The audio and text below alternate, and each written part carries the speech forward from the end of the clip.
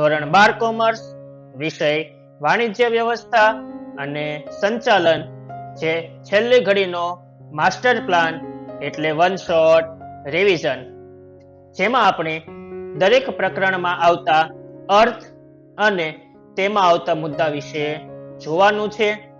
જો આટલું જોઈને જશો તો તમે પરીક્ષામાં સરળતાથી માર્ક્સ લાવી શકશો. જો હજુ પણ તમે અમારી ચેનલમાં નવા છો અને ચેનલને સબસ્ક્રાઇબ કરવાની બાકી છે તો આજે જ ચેનલને સબસ્ક્રાઇબ કરી દો, તમારા મિત્રોને શેર કરી દો, જેથી કરીને નવી અપડેટ તમને જલ્દીથી મળી રહે. તો ચાલો આજે આપણે પ્રકરણ નંબર 9 નાણાકીય બજાર વિશે વન શોટ રિવિઝન શરૂ કરીએ. સૌ પ્રથમ સવાલ આવે છે, નાણાકીય બજાર એટલે શું? નાણાકીય બજાર કેટલા ભાગમાં વહેંચાયેલું છે? તો કે નાણાકીય બજાર એ 2 ભાગમાં વહેંચાયેલું જોવા મળે છે, જેમાં પહેલું બજાર આવે છે મૂડી બજાર અને બીજું આવે છે નાણાં બજાર. જેમાં મૂડી બજાર છે એ પણ બીજા 2 ભાગમાં વહેંચાયેલું છે, જેમાં પહેલું છે પ્રાથમિક બજાર અને બીજું આવે છે ગૌણ બજાર એટલે કે શેર બજાર. નાણાં બજારની વ્યાખ્યા જોઈએ તો નાણાંની નજીકની અવેજી ધરાવતી નાણાકીય અસ્કયામતો કે સાધનોનું બજાર એટલે નાણાં બજાર. બીજી વ્યાખ્યા આપેલી છે ટૂંકા ગાળાની નાણાકીય મિલકતો જે ઊંચી તરલતા સાથે નજીકની અવેજી ધરાવે છે તેના વ્યવહારોનું બજાર એટલે નાણાં બજાર તરીકે ઓળખવામાં આવે છે. એટલે વિદ્યાર્થી મિત્રો, તમે પરીક્ષામાં આ 2 માંથી કોઈ પણ એક વ્યાખ્યા તમને જે સરળ લાગે એ તમે લખી શકો છો. ત્યાર પછી નાણાં બજારની લાક્ષણિકતાઓ, તો અલગ અલગ 8 લાક્ષણિકતાઓ આપણને જોવા મળે છે. જેમાં પહેલી લાક્ષણિકતા છે નાણાં બજાર એ 2 ભાગમાં વહેંચાયેલું છે, સંગઠિત નાણાં બજાર અને અસંગઠિત નાણાં બજાર. બીજો મુદ્દો, ભાગ લેનારાઓની શાખ પાત્રતામાં નાણાં બજારમાં મહત્વની હોય છે. ત્રીજો મુદ્દો, ઇન્ટરનેટ, ટેકનોલોજી અને આર્થિક વિકાસ સાથે નાણાં બજારની પેટા શાખાઓ પણ વિકસી છે, દાખલા તરીકે call money market, treasury bill market વગેરે. ચોથો મુદ્દો, ટૂંકા ગાળાની મિલકતો કે સાધનોનું બજાર છે, જેની પાકતી મુદ્દત 1 વર્ષ કે તેથી ઓછા સમય માટેની હોય છે. પાંચમો મુદ્દો, નાણાકીય સાધનો એ મોટા ભાગના દેવાના સાધનો છે, તેથી અન્ય સાધનો કરતા જોખમ ઓછું જોવા મળે છે. ટૂંકી રીતે એટલે કે ઝડપથી રોકડમાં રૂપાંતર થાય તેવા નાણાકીય સાધનોનું બજાર છે, દાખલા તરીકે ટ્રેઝરી બિલ, કોલ મની વગેરે. નાણાં બજારની સફળતા અને કામગીરીનો આધાર એ બેન્કિંગ પદ્ધતિ અને નાણાકીય સંસ્થાઓની કામગીરી પર રહેલો છે. અને 8મો મુદ્દો, નાણાં બજાર એ કોઈ ચોક્કસ ભૌતિક સ્થળ નથી, પરંતુ સંસ્થાઓનું સામૂહિક માળખું ગણવામાં આવે છે, દાખલા તરીકે આરબીઆઈ, વેપારી બેંકો, વીમા કંપનીઓ વગેરે. અને આ 8 મુદ્દાને યાદ રાખવા માટે ચાવી છે 2 ભાઈ ટુનાના. આ ચાવી દ્વારા તમે સરળતાથી આ 8 મુદ્દા છે એ યાદ રાખી અને પરીક્ષામાં લખી શકો છો. ત્યાર પછી સવાલ આવે છે નાણાં બજારના સાધનો, તો કે 5 સાધનો રહેલા છે. ટ્રેઝરી બિલ, બીજું થાપણનું પ્રમાણપત્ર, ત્રીજું નોટિસ મની અને કોલ મની, ચોથું કોમર્શિયલ પેપર અને 5મું આવે છે કોમર્શિયલ બિલ. ત્યાર પછી મૂડી બજારની વ્યાખ્યા, તો કે મૂડી બજાર એ એવું સંગઠિત બજાર છે કે જે સમાજની બચતોનું ઔદ્યોગિક સાહસો માટે મૂડી સ્વરૂપે ભંડોળ પૂરું પાડે છે, જેને મૂડી બજાર તરીકે ઓળખવામાં આવે છે. આ મૂડી બજારમાં લાંબા ગાળાની જામીનગીરીઓ જેવી કે શેર અને ડિબેન્ચરનો વેપાર થાય છે.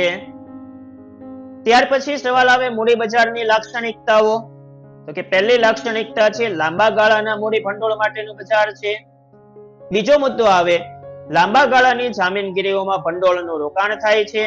ત્રીજો મુદ્દો બે ભાગોમાં વહેંચાયેલું છે, પ્રાથમિક બજાર અને ગૌણ બજાર. ચોથો મુદ્દો જામીનગીરીઓ જેવી કે શેર અને ડિબેન્ચરની માલિકીની ફેરબદલી થાય છે.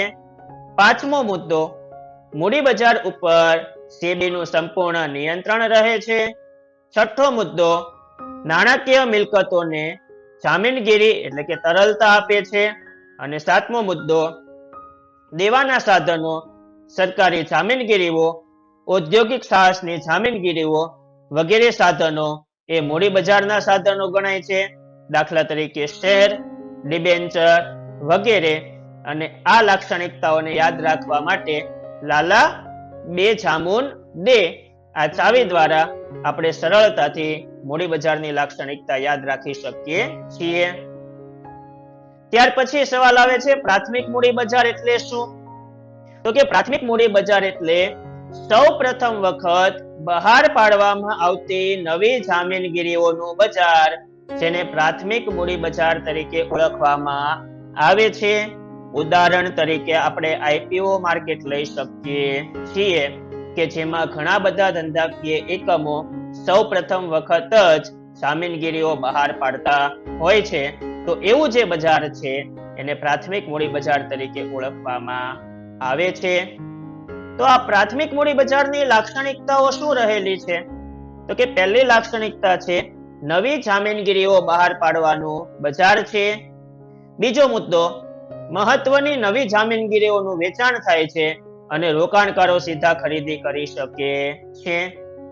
ત્રીજો મુદ્દો નવી મૂડીનું ભરણું વિજ્ઞાપન પત્ર દ્વારા પ્રાથમિક મૂડી બજારમાં મૂકવામાં આવે છે. અને ચોથો મુદ્દો પ્રાથમિક બજારમાં અનેક મધ્યસ્થીઓ હોય છે.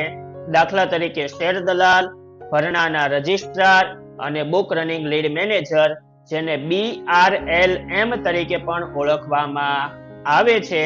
અને આ ચારે ચાર મુદ્દાને યાદ રાખવા માટે નવી મનપા એ ચાવી દ્વારા તમે પ્રાથમિક મૂડી બજારની લાક્ષણિકતા યાદ રાખી શકો છો. ત્યાર પછી સવાલ આવે ગૌણ બજાર, કે જેને આપણે શેર બજાર તરીકે પણ ઓળખીએ છીએ.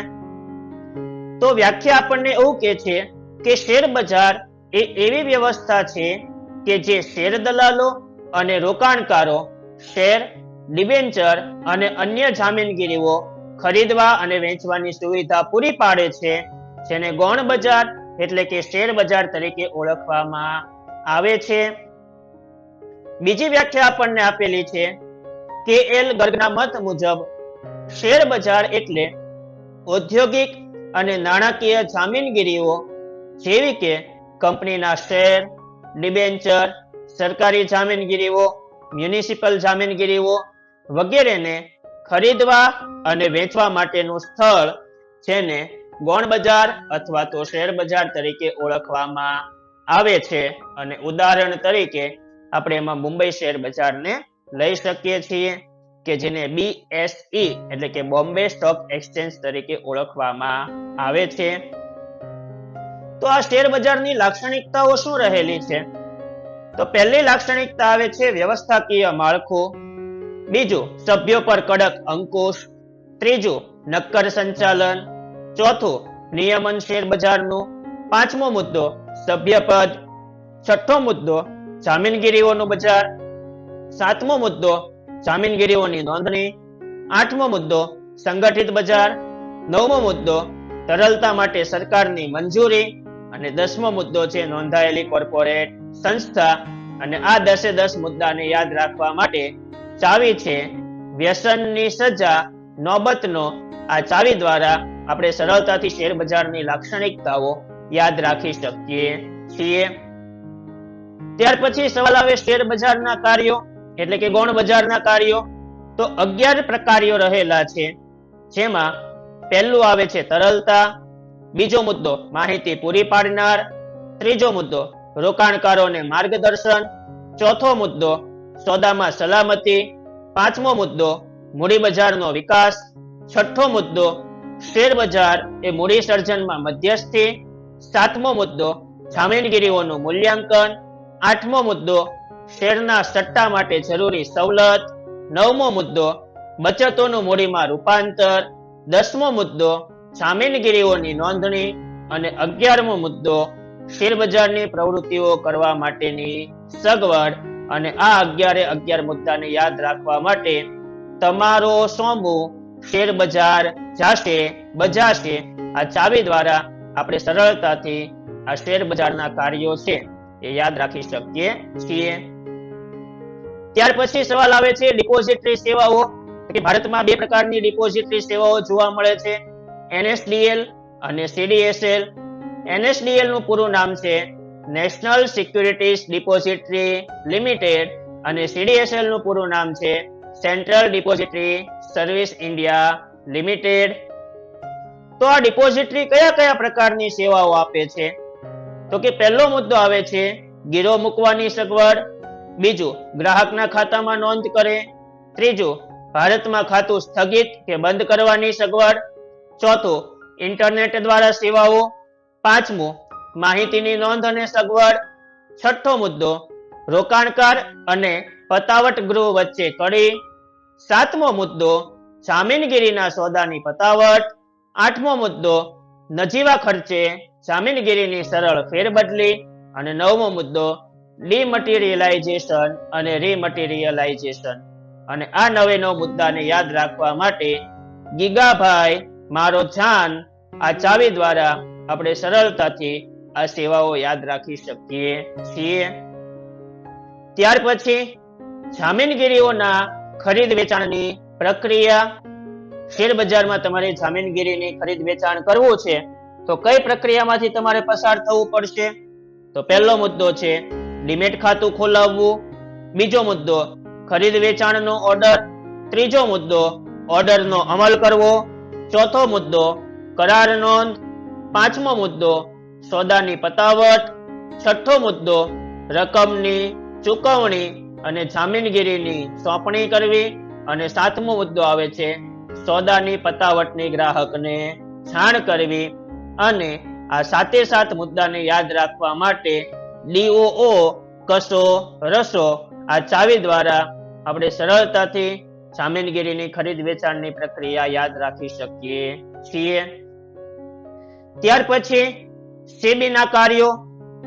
ટોટલ 15 કાર્યો આપણને સેબીના આપેલા છે, જેમાં પહેલું છે માર્ગદર્શિકા, બીજું વાર્ષિક અને સામયિક અહેવાલો મેળવવા, ત્રીજું નિરીક્ષણ અને તપાસ કરાવવી શેરબજારની, ચોથું જાહેર ભરણાના સંદર્ભમાં માર્ગદર્શિકાઓ, પાંચમું નક્કી થયેલ શેરબજારની કાર્યક્ષમ બજાર તરીકે જાળવણી, છઠ્ઠું કપટયુક્ત વેપાર બંધ કરાવવો, સાતમું દલાલોની નોંધણી રદ કરવી, આઠમો મુદ્દો મધ્યસ્થીઓની નોંધણી અને નિયમન, નવમો મુદ્દો ચોપડાઓની તપાસ, 10મો મુદ્દો રિસર્ચ કે સંશોધન કાર્ય, 11મો મુદ્દો જામીનગીરીમાં રોકાણકારોના હિતોનું રક્ષણ, 12મો મુદ્દો શેરબજારમાં થતા ધંધાનું નિયમન, 13મો મુદ્દો મ્યુચ્યુઅલ ફંડની નોંધણી અને નિયમન, 14મો મુદ્દો કંપનીઓના જોડાણ અને 15મો મુદ્દો આવે છે સ્વનિયમન. અને આ 15 મુદ્દાને યાદ રાખવા માટે માવાની જાન કદમ પૂરી જાશે મ્યુકન્સ આ ચાવી દ્વારા આપણે સરળતાથી આ 15 મુદ્દા છે એ યાદ રાખી શકીએ છીએ. જો તમને આ વિડીયો પસંદ આવ્યો હોય તો તમારા મિત્રોને શેર કરો, વિડીયોને લાઈક કરો અને તમને આ પ્રકરણ બાબતે કોઈ પણ પ્રશ્ન હોય તો તમે નીચે કમેન્ટ બોક્સમાં જણાવી શકો છો, અથવા તો નીચે ડિસ્ક્રિપ્શનમાં આપેલા નંબર પર પણ તમે આ પ્રકરણને અનુરૂપ પ્રશ્ન પૂછી શકો છો. યોગ્ય સમયે તમને જરૂરથી તેનો જવાબ મળશે. જો આ દરેક મુદ્દાની PDF મેળવવા માંગો છો તો ડિસ્ક્રિપ્શનમાં આપેલા નંબર ઉપર મેસેજ કરો, ધોરણ 12 કોમર્સ BA PDF, એટલે તમને દરેક પ્રકરણના મુદ્દાની PDF WhatsApp નંબર ઉપર મળી જશે. અંત સુધી અમારી સાથે જોડાયેલા રહ્યા તે બદલ આપનો ખૂબ ખૂબ આભાર.